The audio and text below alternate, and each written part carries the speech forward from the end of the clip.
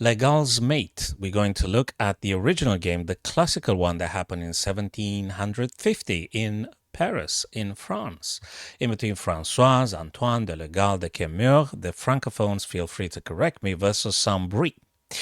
So, the Antoine de Legall was the teacher of the famous Philidor that gave the Philidor's defense. And this one is totally useful, and we need to look at this because there's a couple of tricks and tricks here we have to be aware of. So we're going to start nicely with a beautiful Italian game, Gioco Piano. There's nothing wrong with it. It's quite nice and quite aggressive. Knight to f3, so knight c6 and bishop c4. Gioco Piano. Beautiful, beautiful. d6 now, freeing up the bishop on c8, Saint-Bris being with black and Antoine de Legall being with the white pieces. Knight to c3, keep up with the development. We all know how important it is to getting your pieces from the back rank. And bishop to g4, right? Well, you develop, right? And you're making a pin. Well, the pin is not quite absolute. What do you think happened in the game? So we're going to go through the original moves that happened, and then we're going to add the necessary correction for our wholesome understanding. Now, in the original game, white played the blunder. That ain't good. That ain't good for white. It's a psychological moment because now black said, Saint-Bris now said, he felt compelled to take the white queen. Oh, free queen, right? There ain't no such thing as a free queen in this position here. Because if we do take the queen, if black does capture the queen, what do you think happens? We got checkmate. Checkmate in two. Oh boy, because we got those three minor pieces killing everything here. So we're starting with bishop f7 check. King is forced out of check, and now we're going to make use of the other second knight, goes over to d5 and simply checkmates the queen. Game over. So that's how Antoine de Legall won the game against Saint-Bris. Now let's go back a little bit. What black should have played? First thing first, you are not supposed to take on e5. This is something that doesn't work if black prepared itself. So let's just say if Saint-Bris did the homework in 1750, which is very difficult, no computer, no internet, no coaches, no nothing. So what is black supposed to play here? First thing first, you don't take the queen. Don't take it. Knight c6 takes nicely on e5. You took a piece, right?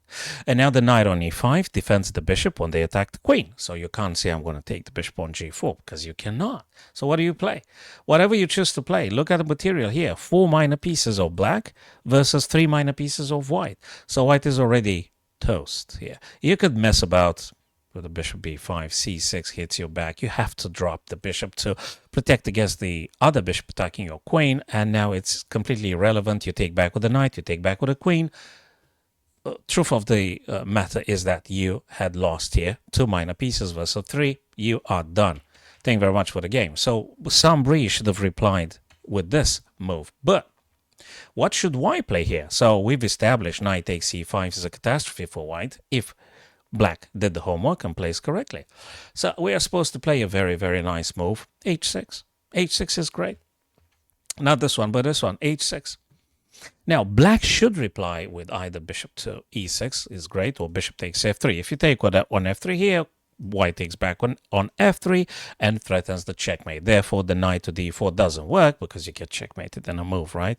So what black has to do is just bishop e6 and the game continues, Now, if they go h5, so this is another stuff that we have to be aware of. If they go h5, now white is winning. Now we can safely apply this. Absolutely safely apply this. If bishop now takes, we're going back to the classical stuff we already know, which leads to checkmate. What else can they play? Well, if they take the knight, so they capture here with the knight, we're going to take with the queen on h5. So we took material back. And now if you say, yeah, but the bishop on c4. Well, yeah, they could take on c4 with the knight. I'll give you that. But now we've got a fork. Queen is going to check the king and attack the knight on c4 with queen b5. Checks, and we attack here. They have to play something. I don't know what that is. Just something. They have to reply with the, queen or whatever that is. Well, we take it back, and now we're doing absolutely fine. I don't know how black continues here, but white is doing definitely better. The position is superb, and queen to b3, d4, castles. What is not to like about this? So white is totally better. So in the classical game, quickly now, briefly, summarizing, white should have played h3, but now Antoine de Legall went with the e5, and now if black played just simply correctly, he should have taken on e5. And the psychological moves now saying to all my friends that are studying this beautiful game of ours, don't rush your moves. So this is the biggest secret, guys, if you are at the beginning of your chess career. Do not rush your moves. I hope you don't do bullet or blitz all day. Play classical time control, rapid games, classical even better.